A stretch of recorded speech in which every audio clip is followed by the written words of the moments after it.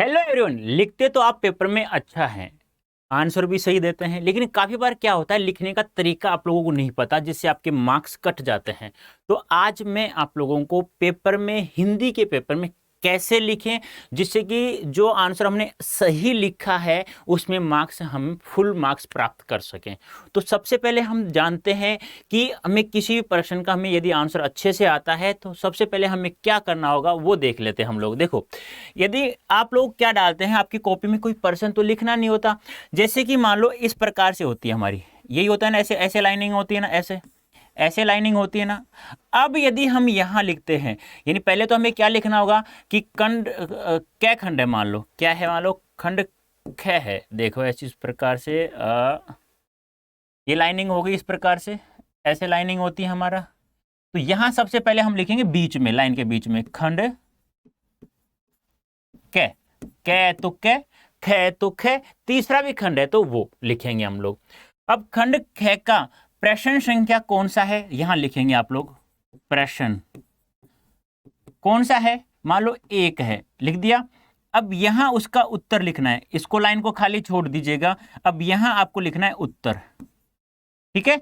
उत्तर लिख करके आप लोग ऐसे दो बिंदु, जिसे कोलन कहते हैं, लगा देंगे, या बीच में जैसे मान लो दो कोलन लगा भी दो आप, ऐसे जैसे उत्तर लिख दिया मान लो इस प्रकार से, कोलन लगा के आप लोग बीच में एक योजक चिन्ह का भी लगा, जिसे जिसे हम लोग निर्देशक चिन्ह के रूप में भी जानते हैं, ठीक है। ये आपको ध्यान में रखना है। और दो बिंदु होती है बेटा, इसे कोलन कहते हैं, कोलन का प्रयोग कर सकते हो और विवरण चिन्ह का भी प्रयोग आप लोग कर सकते हो। तो अब यहाँ हम लोग क्या करेंगे, उसका आंसर लिखना प्रारंभ कर देंगे यहाँ से, ठीक है। यहां से जैसे ये कर लेंगे हम लोग, यहां से हम लोग उसका आंसर देना प्रारंभ कर देंगे। जैसे कि मान लो कोई भी है, जैसे मानवीय कोरोना की दिव्य चमक है। तो एक बात और ध्यान रखना, काफी बच्चे क्या करते हैं कि कोई भी शब्द लिखते हैं, जैसे मानवीय कोरोना की दिव्य चमक, अब ऐसे डायरेक्ट लिखते हुए जाते हैं, यहाँ ऊपर लाइन नहीं खींचते, तो बेटा वो आपका आंसर, वो शब्द है ना, गलत हो जाएगा। मेरे जैसा टीचर तो क्या करता है, बिना जो भी, जैसे मान लो ऐसा कोई शब्द होता है तो उसमें गोला करके 1/2 नंबर माइनस कर देता है तुम्हारा। क्यों, एक बार बताइए मुझे, शब्द क्या होता है, दो या दो से अधिक वर्णों का वर्ण होता है। जैसे मैंने अपना नाम लिखा राजेंद्र, अब शब्द कैसे कहेंगे, इसे तो कहेंगे तभी तो शब्द होगा। यानी कि जो ये लाइन होती है बच्चों, इसे कहा जाता है शिरोरेखा। अर्थात हम लोग कह सकते हैं, क्या कह सकते हैं कि वर्णों को, दो या दो से अधिक वर्णों को जोड़ने के लिए जिस रेखा का प्रयोग किया जाता है उसे शिरोरेखा कहा जाता है। बिना शिरोरेखा के कोई भी शब्द नहीं बनता है, ये आपको ध्यान में रखना है, ठीक है। एक बात और बता दूं जो आपके काम तो नहीं आएगी, लेकिन वैसे मैं बता दूं, जैसे कि मान लो आपने क्या लिखा है ना, और ये जो लाइन है ना, ये जो ये लाइन है, इस लाइन को हिंदी में कहा जाता है खड़ी पाई। ये भी आप लोगों को ध्यान में रखना है, ठीक है। तो सबसे पहले हमें क्या करना होगा, किसी भी प्रश्न का आंसर देना है, पहले तो हम लोग क्या लिखेंगे, खंड लिखेंगे, फिर उसकी प्रश्न संख्या लिखेंगे, फिर उसके नीचे उस लाइन को खाली छोड़ देंगे, फिर उत्तर लिखेंगे। अब उत्तर में हमें जैसे कि कोई भी लिखना है तो कोलन लगा करके या विवरण चिन्ह लगाकर फिर हमें उसका आंसर लिखना है, लिख दोगे। और दूसरी सबसे बड़ी बात मैंने क्या बताई, कोई भी शब्द बनाओ उसके ऊपर शिरोरेखा लगानी बहुत ही बहुत ही बहुत ही जरूरी है, ठीक है। नेक्स्ट हम बात करें दोस्तों, नेक्स्ट क्या है हमारा, जैसे ये तो हो गया किसी प्रश्न का आंसर देने के लिए। अब आपका क्या है, आपके 10th क्लास में तो क्या है, एक तो अनुच्छेद लेखन है, क्या है, अनुच्छेद लेखन है, ठीक है। अब अनुच्छेद क्या होता है, अनुच्छेद होता है दोस्तों, पैराग्राफ होता है ना, पैराग्राफ उसे कहा जाता है। अर्थात मैं कहूं अनुच्छेद किसे कहते हैं, वाक्यों के समूह को, किसको कहते हैं, वाक्यों के समूह को क्या कहा जाता है, अनुच्छेद कहा जाता है। क्या कहा जाता है, अनुच्छेद। अब इसमें अनुच्छेद लिखेंगे तो आपको यहां कुछ संकेत बिंदु दिए हुए होते हैं, ऐसे संकेत बिंदु दिए हुए होते हैं, उन संकेत बिंदुओं के आधार पर आपको क्या लिखना पड़ता है, अनुच्छेद। अब आपको दिक्कत आ रही है कि सर हमें भी कोई बिंदु बनाना पड़ेगा, कि कोई अलग से पॉइंट बनाना पड़ेगा।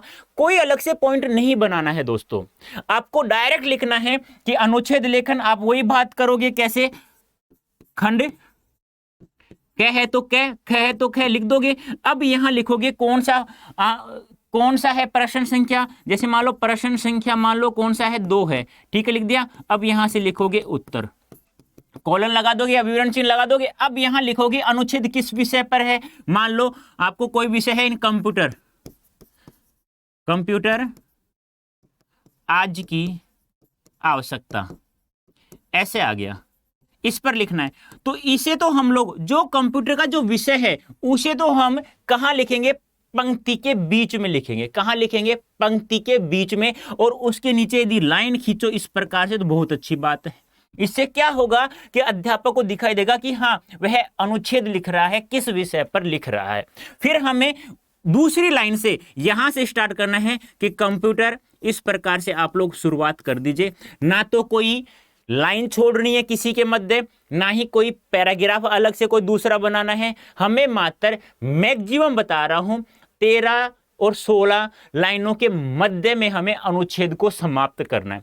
कोई लाइन नहीं छोड़नी है किसी प्रकार की, ना कोई अलग से पैराग्राफ बनाना है, कंटिन्यू लिखना है हमें। ना ही कोई बिंदुओं का प्रयोग करना है अलग से, ना कोई पॉइंट बनाना है, ना कोई बिंदु बनाना है, किसी प्रकार कुछ भी नहीं लिखना है। डायरेक्ट आपको लिखना है, ऐसे लिखते जाना इस प्रकार से। ठीक है, समाप्त हो गया। उसके बाद में हमें क्या लगाना है, पूर्ण विराम लगाना है। समझ में आया? ये तो होगी अनुच्छेद लेखन की बात। अब हम बात करें, एक आपका क्या है, विज्ञापन लेखन है। क्या है आपका, विज्ञापन लेखन है। अब विज्ञापन लेखन को लिखने के लिए वही आपको लिखोगे कि खंड कौन सा है, प्रश्न संख्या कौन सी है। ठीक है, उसके बाद आप लोग उत्तर लिखोगे। अब क्या करना है आप लोगों को, उत्तर लिखते समय आप एक आयताकार बॉक्स बनाओगे ऐसे। यानी कि इसमें थोड़ा ध्यान रखना, इसमें थोड़ा क्या ध्यान रखोगे कि जिस लाइन में आपने उत्तर लिखा है उसकी दूसरी लाइन से स्टार्ट करना है, एक आयताकार बॉक्स बनाना है। अब आप कहोगे सर विज्ञापन लेखन में क्या पेंसिल का कलर का प्रयोग कर सकते हैं? बिल्कुल भी नहीं करना, लेकिन थोड़ा सा ध्यान रखना। आयताकार बॉक्स बनाओ या कोई भी चित्र बनाना है विज्ञापन में तो पहले पेंसिल का प्रयोग करना, फिर उसमें पेन फेर देना इस प्रकार से, ऐसे ऐसे ऐसे ऐसे पेन फेर दोगे, फिर उसके ऊपर इरेजर लगा देना। ऐसे इरेजर लगा दोगे तो पेंसिल वाला लिखा हुआ है वो समाप्त हो जाएगा और पेन वाला रह जाएगा आपका। ऐसे ही मान लो कोई डायग्राम, कोई पौधा बनाना है इस प्रकार से, तो पौधा पेंसिल से बनाना है।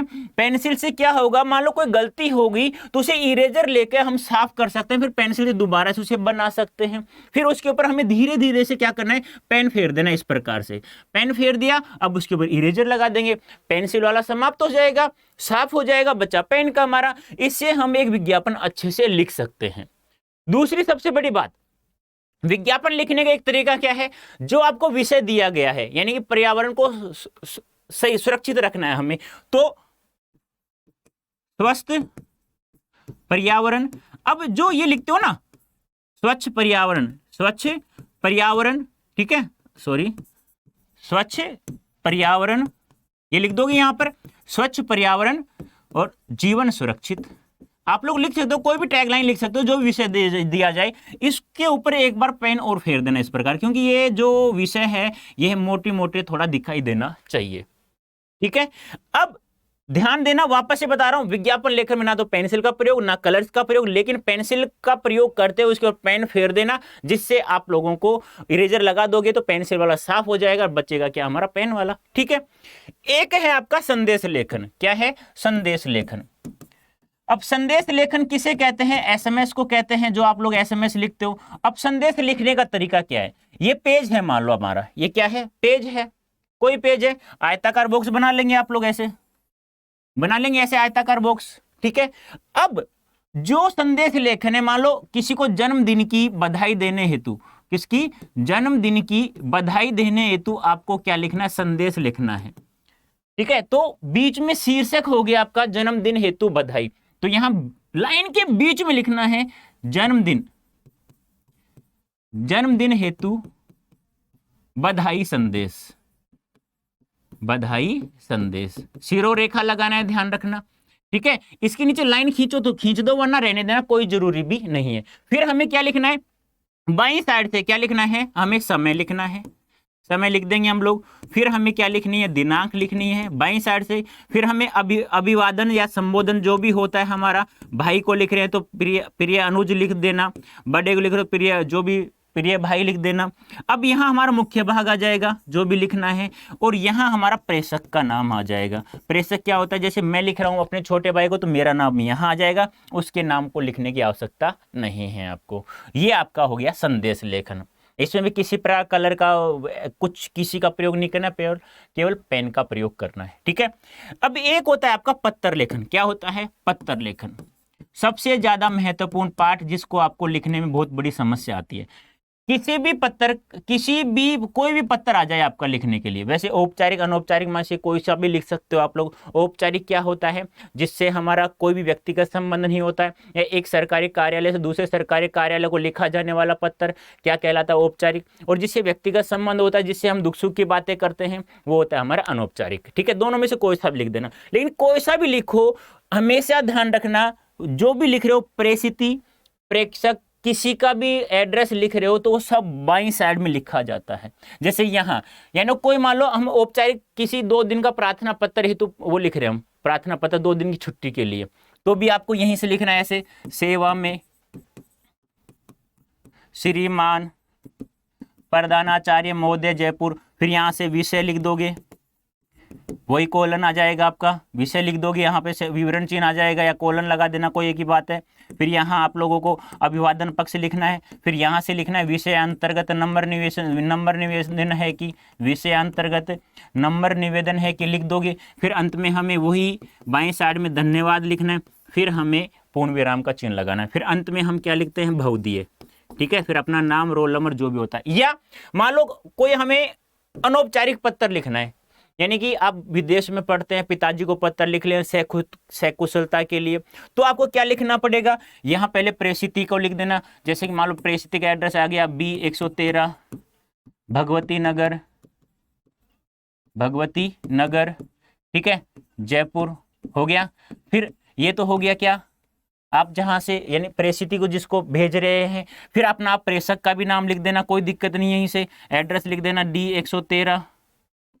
D113 कहाँ से लिख रहे हो, भगवती नगर, दिल्ली से लिख रहे हो, कहाँ से लिख रहे हो, दिल्ली से लिख रहे हो, कोई दिक्कत नहीं है।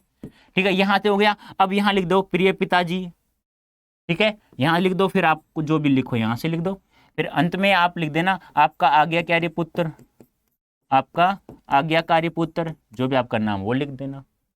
कैसा भी हो पत्र लेखन, जो भी हमें चीजें लिखनी है बच्चों, वो बाईं साइड से लिखना है हमें। ठीक है, तो उम्मीद करता हूं आप पेपर में कोई गलती नहीं करोगे। एक बार वापस समझना, किसी भी शब्द को लिखते समय कोई भी शब्द XYZ सिरो रेखा लगानी है, बिना सिरो रेखा कोई शब्द नहीं पढ़ा जाता, शब्द भी गलत हो जाता है। ठीक है, संदेश लेखन में सभी चीजें बाईं साइड से लिखी जाती है, बीच में शीर्षक आएगा, फिर समय आएगा, फिर दिनांक आएगा, फिर अभिवादन आएगा, फिर हमारा स्वयं का नाम आ जाएगा।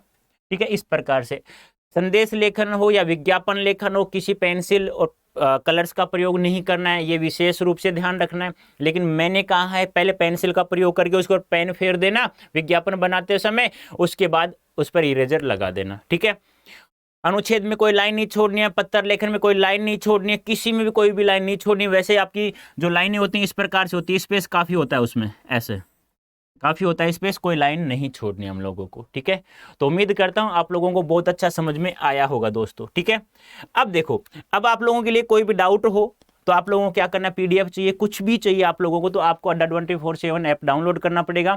आपको आपकी जो भी डाउट होंगे वो सोल्व किए जाएंगे। फिर ये नोट्स मिलेंगे, जो यूट्यूब पे सेशन लिया जाता है, हम लोग जैसे सेशन लेते हैं, आपको PDF चाहिए, वो PDF भी आपको यहीं से मिलेंगी। Free PYQ previous year questions मिलेंगे, प्लस में सैम्पल पेपर मिलेंगे, सब्जेक्ट वाइज डेली क्विजेज मिलेंगे आपको, जो भी लेटेस्ट अपडेट होगा, आर्टिकल्स होगा, वो सब आपको वहीं से मिलेगा। इसलिए आप लोगों को अड्डा 24/7 ऐप डाउनलोड करना होगा दोस्तों। एक और सबसे बड़ी खुशखबरी क्या है आप लोगों के लिए, 20 मई को एक बहुत ही बड़ा भारत देश में एजुकेशन रिवोल्यूशन होने वाला है, जिसमें सक्षम बनेगा अब हर बच्चा। तो आपको 20 मई को 6 बजे हमारे साथ लाइव जुड़ना है, और आपको हम आप लोगों के लिए क्या शिक्षा के क्षेत्र में रिवोल्यूशन हो सकता है, क्या है यह सब जानने के लिए आप हमारे साथ 20 मई 2022 को 6 बजे शाम को जुड़ेंगे। तो उम्मीद करता हूं आप लोगों को मैंने जो समझाया है, कैसे पेपर में लिखना है आपको हिंदी के पेपर में, बहुत अच्छे समझ में आ गया होगा। तो अभी के लिए इतना ही बच्चों, धन्यवाद, थैंक यू सो मच।